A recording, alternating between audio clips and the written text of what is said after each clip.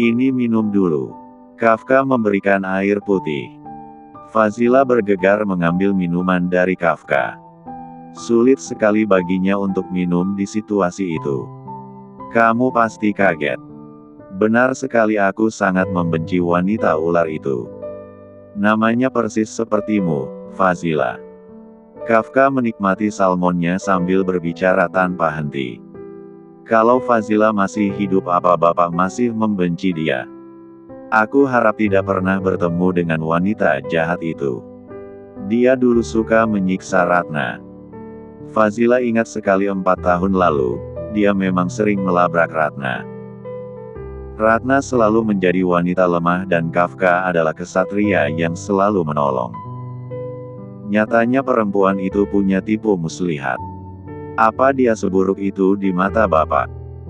Perih sekali hati Fazila mendengar Kafka mencela dirinya yang memang buruk di masa lalu. Dia sudah membuatku berdosa. Kami tidur bersama lalu mengancamku dengan foto dan video.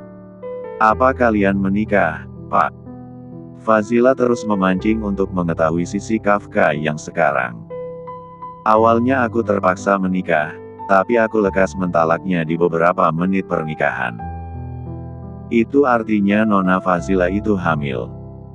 Aku tidak percaya dia hamil, tapi setelah dia pergi aku menemukan tes pack itu. Dia pergi bersama anak yang dikandungnya. Apa Bapak membenci benih itu juga? Kalau mereka masih hidup, mereka pasti persis ibunya. Nakal dan akan melakukan perusakan. Aku tidak akan pernah menerima mereka dalam hidupku. Duar. Fazila menjatuhkan gelas kaca itu. Hatinya seperti ditimpuk dengan bom molotov. Kenapa jatuh? Maaf, Pak. Fazila tak tahu sampai kapan dia bisa bertahan memikul beban rahasia tentang dirinya. Masalahnya Wildan masih harus mendapatkan perawatan yang serius. Fazila butuh uang, kalau semuanya terbongkar, ia tak mau terjadi sesuatu yang membuatnya kehilangan sang putra. Ini yang membedakan kamu dengan Fazila, kamu suka gugup dan wanita jahat itu orang yang sangat lantang. Kalau saja Kafka tahu wanita bercadar itu adalah orang yang dikenalnya, bagaimana reaksi dia? Kafka benar-benar penasaran seperti apa di balik cadar itu. Pak, bisa saya salat duha dulu? Fazila sebenarnya ingin mengusir Kafka secara halus. Nanti saja kita membicarakan tentang pekerjaan. Salat duha. Kafka sudah lama tidak melakukan salat itu lagi. Hatinya jadi tersentuh setelah Fazila mengatakannya. Aku juga ingin melaksanakan salat itu. Fazila masih tertunduk. Keadaan semakin kikuk luar biasa. Tiba-tiba ponsel Kafka berbunyi. Ratna. Ia meninggalkan ruangan itu dengan mengarahkan kursi roda ke arah luar. Fazila baru bisa menghela napas. Selamat. Benda pertama yang dicarinya adalah ponsel. Untung saja HP itu tidak rusak. Ia mengirim pesan pada Dina. Fazila, Din, aku ada di rumah sakit sekarang. Tolong lihat anakku di rumah. Aku takut Zidan kabur atau melakukan hal yang buruk. Dina, ya Allah Faz, kok bisa kamu masuk rumah sakit? Fazila, yang lebih penting sekarang kamu bantuin aku gimana caranya bisa jaga jarak dari Kafka. Dina, Kafka kenapa? Fazila, aku takut dia tahu siapa sebenarnya aku, Din. Kamu tahu sendiri saat aku berada di sampingnya serasa leherku mau dipenggal. Fazila menadahkan kepala ke atas. Menatap langit ruangan yang bercat putih. Ya Allah, tenangkan aku. Wanita bercadar itu terseok-seok menuju kamar mandi. Dia tak akan bisa lepas dari rutinitas yang membuatnya menjadi lebih tenang. Kafka kembali ke ruangannya. Dia melaksanakan salat duha, berzikir di atas berangkar. Benar sekali kata Mama. Kafka tersenyum dengan lapang dada. Dengan beribadah hati lebih tenang. Ya Allah, maafkan aku yang selama ini lalai. Istiqomahkanlah aku dalam beribadah. Sayang. Ratna datang dengan berlari ke arah ruangan itu. Kafka memblokir rangkulan tangan Ratna. Sayang, kenapa? Ratna melotot. Aku masih punya wudhu. Aku ingin berzikir dan mengaji. Apa? Ratna masih membesarkan matanya. Perubahan Kafka memang bagus, tapi itu adalah kabar buruk untuk Ratna. Guna-guna yang diberikan Ratna bisa mental kalau Kafka beribadah. Ratna tahu betul kata dukun sakti mandraguna itu, bahwa hanya orang yang punya iman yang kuat bisa menangkal sihir. Enggak, Kafka gak boleh seperti ini. Tegas Ratna dalam hatinya. Sayang, apa kamu gak mau istirahat dulu? Kamu kan sakit. Ibadah kalau dipaksakan juga gak akan ada pahalanya. Tapi kebaikan itu harus dipaksakan, Rat. Kalau kita terus menunda, kapan kita akan menjalankan ibadah dengan benar? Waktu kita terbatas. Ratna berhenti meraih tangan Kafka. Hatinya dipenuhi dengan bara api neraka. Ingin sekali dia memaki detik itu juga. Kafka mengambil mushaf Al-Quran. Membaca ta'awudz. Aku keluar dulu. Ratna merasa sesak dadanya ketika ayat-ayat Al-Quran itu dilantukan. Wanita berambut pendek itu tidak menyerah begitu saja. Dia tetap mencari cara agar Kafka berhasil diguna-guna lagi. Aku hanya perlu mencelupkan bulu perindu ini ke dalam air minuman Kafka. Ratna tersenyum miring. Kita lihat seberapa ampuh guna-guna ini. Ratna. Ratna masuklah ke dalam. Pekik Kafka dari ruangannya. Ratna yang semula melangkah jadi berhenti. Dia merasa Kafka tak pernah lagi memanggil namanya. Mana sapaan sayang yang sering kamu berikan padaku? Ratna meremas ujung dres ungu di atas lutut. Apa kamu sudah benar-benar berubah? Ratna kembali ke ruangan itu dengan tatapan sekecut jeruk lemon yang busuk dan mengkerut. Asam. Rat, kamu gak mau salat berjamaah sama aku? Ini waktu zuhur. Aku udah bisa berdiri kok. Ratna merasa Kafka sudah mulai menciptakan batasan. Aku lagi PMS. Memang perempuan itu berdusta. Lagi pula dia tidak pernah melaksanakan salat. Hanya sekali saat lebaran. Puasa pun tidak. Aku tunggu kamu di luar saja. Sekalian mau cari makanan yang bisa kita makan berdua di sini. Kafka tidak bisa mengatakan bahwa dirinya sudah makan dengan Fazila. Hanya saja, Kafka merasa akhir-akhir ini energinya melemah saat berada di samping Ratna. Aura Ratna terasa sangat negatif.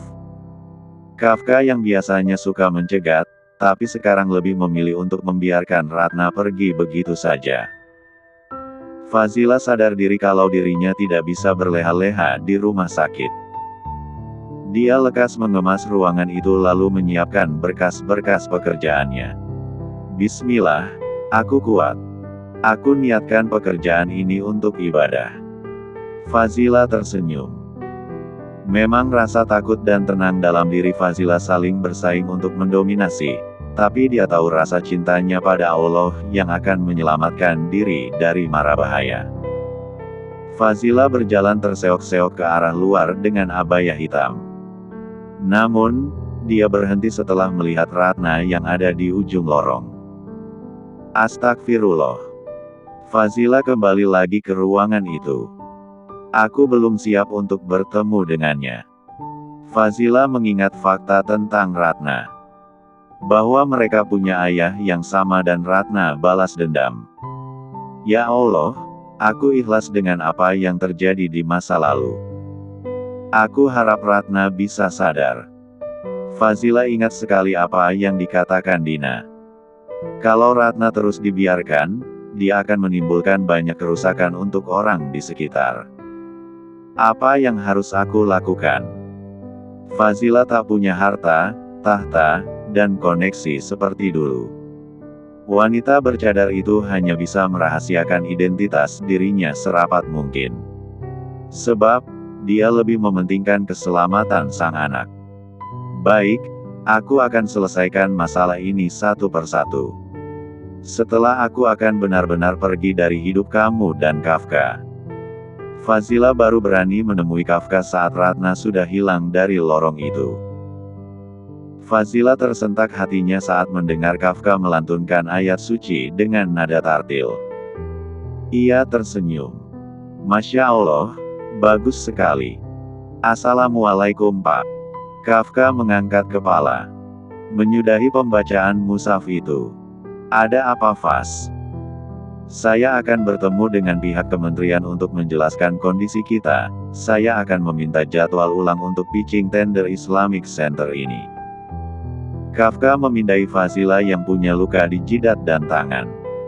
Kamu yakin sudah mulai bekerja hari ini? Kita sudah punya kesepakatan, Pak. Saya akan menjalankan amanah dan pekerjaan ini dengan sebaik mungkin. Sungguh adem sekali tutur kata Fazila. Kafka sampai termenung. Jangan paksakan diri kalau belum benar-benar sehat.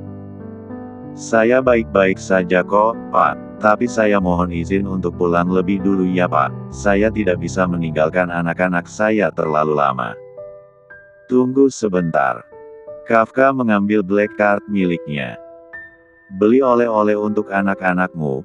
Aku menyukai mereka sangat atraktif. Dek. Lagi jantung Fazila seperti ditimpuk kembang api lalu menyala dengan indah di dalam sana. Dia tak tahu kenapa Kafka bisa semanis itu dengan wanita bercadar sepertinya. Terima kasih Pak, Assalamualaikum. Fazila lekas undur diri dari hadapan Kafka karena dia tak mau menanggung resiko perasaan yang terlalu berharap. Keesokan harinya, di sore itu Fazila harus menguatkan diri. Dia melanjutkan pekerjaan untuk menjadi guru ngaji. Saat tiba di tempat TPA itu, tiba-tiba ada anak lelaki yang hampir terserempet motor. Awas, Dek. Fazila menarik tangan anak lelaki itu sampai ke trotoar. Astagfirullah, Ibra, Om sudah bilang jangan main lari-lari. Pria jangkung berkacamata hitam itu mengangkat anak kecil itu. Maaf. Pria berwajah kotak, tapi menahan dengan kulit sawo matang dan wajah timur tengahnya. Masya Allah. Pria itu cukup tertegun dengan mata sayu tapi membuat penasaran. Maaf, Mbak. Hati-hati ya sayang. Fazila mengelus ringan kepala anak kecil yang kira-kira berumur 5 tahun itu. Anaknya dijaga ya Mas. Saya belum nikah, Mbak. Si bocah nakal ini keponakan saya. Orang tuanya meninggal karena kecelakaan. Jadi, saya yang juga ikut bertanggung jawab. Fazila menatap anak kecil itu seperti dua putranya. Pasti berat sekali ya Mas, tapi semoga Mas diberikan kekuatan untuk merawat keponakannya ya. Perkenalkan saya Agam. Fazila bisa menyaksikan binar-binar di mata Agam ketika berkenalan dengannya. Saya Fazila, guru ngaji di sini. Dia menangkupkan tangan di hadapan pria itu. Agam masih mematung. Sebab, perempuan seperti itulah yang dia cari selama ini. Lembut, keibuan, dan santun. Saya permisi dulu Mas Agam, Assalamualaikum. Fazila meninggalkan pria itu. Agam sempat menengok ke arah wanita berabaya hijau army yang berjalan terseok-seok. Ibra, itu guru ngaji kamu kok menarik hati banget ya. Ya walaupun dia pakai cadar. Agam tidak berhenti untuk tak memandangi Fazila. Dia semakin ingin tahu siapa sebenarnya wanita bercadar itu. Dia sangat menjaga pandangan dan tutur katanya. Dia juga bisa menerima Ibra dengan baik. Agam mengambil ponsel di saku celana. Memotret wanita bercadar itu dari kejauhan. Agam masih belum rela pergi dari sana. Dia mencari informasi di sana. Ada kantin kecil yang berderet di samping bangunan Tra. "Permisi Bu, kenal dengan Bu Fazila?" tanya Agam sambil membenarkan kerah kemeja marunnya. "Wah, ada apa Mas nyari Bu Fazila?" "Mereka di sini manggilnya si Ustazah Fazila. Dia orang yang baik, suka berbagi juga." "Apa Ustazah Fazila masih jomblo?" "Loh, Ustazah Fazila udah punya anak 2. Sayang banget ya. Tapi sih katanya janda. Lagian saya lihat Ustazah Fazila gak pernah diantar jemput lelaki. Dia pasti masih jomblo sekarang. Apalagi anaknya sakit apa ya? Oh masih ada harapan dong. Ini soalnya agak langka. Mas koleksi hewan langka. Ibu mau saya museumkan juga. Mas kira saya fosil apa?" Agam tertawa renyah. Ia memasang kacamata lagi. "Ini tinggal kenalan bentar terus minta nomor HP. Udah lama juga gue melajang." Pria bernama Agam itu kembali ke mobil BMW hitamnya. Dia mulai merencanakan misi mendekati Fazila. Pagi harinya Fazila datang ke kantor. Dia buru-buru masuk ke ruangan Kafka membawa kopi dan kurma seperti biasa. "Astagfirullah, maaf Pak." Fazila tertunduk hendak pergi lagi karena melihat Ratna yang duduk di pangkuan Kafka. "Tunggu dulu Faz." Kafka beranjak dari kursi. Tadinya Ratna memang kepleset dan tiba-tiba duduk di pangkuan Kafka. "Maaf Pak, saya lupa ketuk pintu." Fazila masih tertunduk. Ratna menyilangkan tangan. Namun, dia masih bersandiwara menjadi wanita lembut agar tidak dicurigai lagi. "Simpan saja kopinya di meja." Ratna menengok ke arah kurma. "Sejak kapan Kafka suka mengkonsumsi kurma?" "Duduk dulu Faz." Fazila tahu dirinya sedang diperhatikan dengan sinis oleh Ratna. "Nggak usah Pak. Saya berdiri saja." "Kenapa?" Kafka berdecak. "Kamu lagi ambeien." Ratna mengulum bibir menahan senyum. Ia menepuk bahu Kafka ringan. "Enggak Pak, maaf. Sayang, aku mau juga dong kopinya." Kafka sebenarnya sedang mencari cara untuk mengusir sang pacar. Entah kenapa rasanya dia ingin meledakkan marah saja. "Baik, saya akan buatkan kopi untuk Nona Ratna." Fazila meninggalkan ruangan itu. Fazila merasa hatinya terasa cekat-cekit seperti disiram cuka. Perih. Ia membuatkan kopi itu lagi.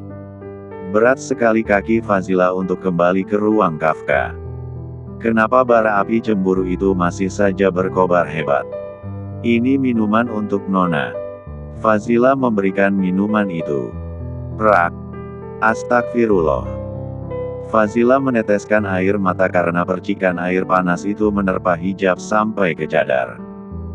"Maaf ya ampun. Aku harus bagaimana sekarang?" "Ratna. Aku akan membantumu untuk membersihkan itu." "Nggak apa-apa Non, saya bisa sendiri." Fazila hendak memungut serpihan kaca kopi itu. "Tidak perlu. Itu bukan tugasmu," seru Kafka. "Bersihkan saja dulu dirimu. Biar aku panggilkan cleaning service." Ratna mengepalkan tangannya erat karena Kafka malah membela wanita bercadar itu. Fazila bergegas pergi ke toilet perempuan. Dia menatap diri di depan cermin. Membuka cadar dan membasuh hijabnya. "Fazila." Ratna menutup mulut dengan tangan. "Kamu masih hidup."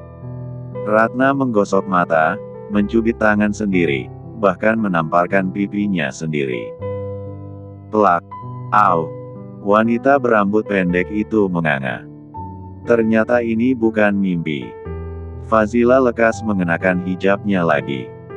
Ekspresinya hanya datar. "Kamu selama ini bohongin kita semua." Ratna mendekat. "Dasar wanita jahat. Kenapa?" Fazila memang sudah bertobat, tapi bukan berarti dia lemah. Kamu kecewa karena aku masih hidup. Ratna tergelak sinis. Menoleh ke arah lain sejenak. Ngapain aku takut? Kafka itu cinta mati sama aku. Tertutup sekalipun kamu buat deketin Kafka, dia nggak akan mau sama kamu lagi. Fazila tidak akan menjelaskan alasan kenapa dia bisa menjadi asisten pribadi Kafka. Dan kali ini Kafka pasti akan marah besar kalau tahu asisten pribadinya adalah orang yang paling dia benci. Tunjuk Ratna. Kamu akan mengatakan yang sebenarnya ke Kafka. Kali ini Kafka pasti akan menjebloskanmu ke penjara. Ratna menabrak bahu Fazila. Fazila tersenyum miring. Coba saja kalau berani. Ratna berhenti melangkah. Menoleh ke belakang area toilet. Aku juga akan menyebarkan rekaman suara dan video soal kamu Ratna. Video apa maksud kamu? Ratna kembali mendekat ke arah Fazila. Aku tahu kamu main dukun supaya Kafka benci dan bertekuk lutut sama kamu. Retina Ratna hampir carik mendengar pengakuan Fazila. Kamu pasti bohong. Kamu juga bikin aku terobsesi sama Kafka. Untung saja Allah memberikan aku kesempatan kedua, semua sihir itu musnah. Aku tidak percaya kamu punya video itu. Terserah, kita lihat saja siapa yang akan menang. Kamu punya dua pilihan. Tutup mulut atau aku bocorkan video ini. Fazila mengambil cadarnya dengan tenang. Ratna menarik rambutnya. Ark. Nggak mungkin. Dasar wanita jahat. Aku juga tahu alasan kamu menghancurkan aku dan keluargaku. Ratna kini tercengang dan tak bergeming. Aku memang tak tahu pasti apa yang terjadi antara orang tua kita, tapi nggak seharusnya kamu bikin orang yang nggak bersalah hancur.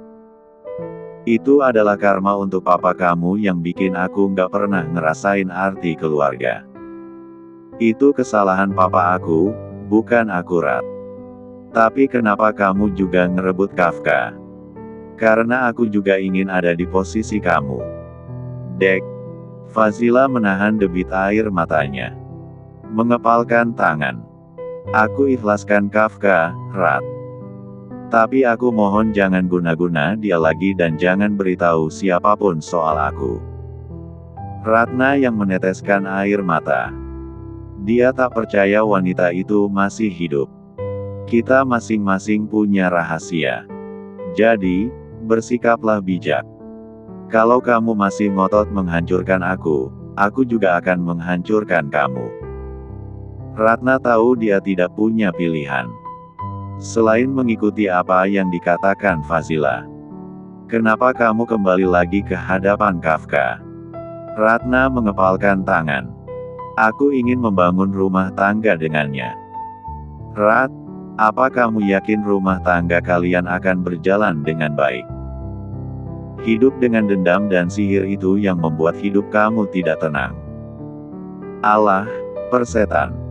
Aku nggak butuh ceramah dari wanita pendosa seperti kamu. Ratna kembali menabrak bahu Fazila dengan kasar. Walau bagaimanapun kita adalah saudara satu ayah. Aku berharap kamu bisa bersikap dewasa. Ratna semakin berjalan cepat. Ingat, jangan beritahu identitas asliku dan jangan lagi guna-guna Kafka. Kalau tidak aku akan membeberkan rahasiamu. Ratna berjalan dengan wajah angkuhnya secara cepat. Ia memilih pergi dari sana.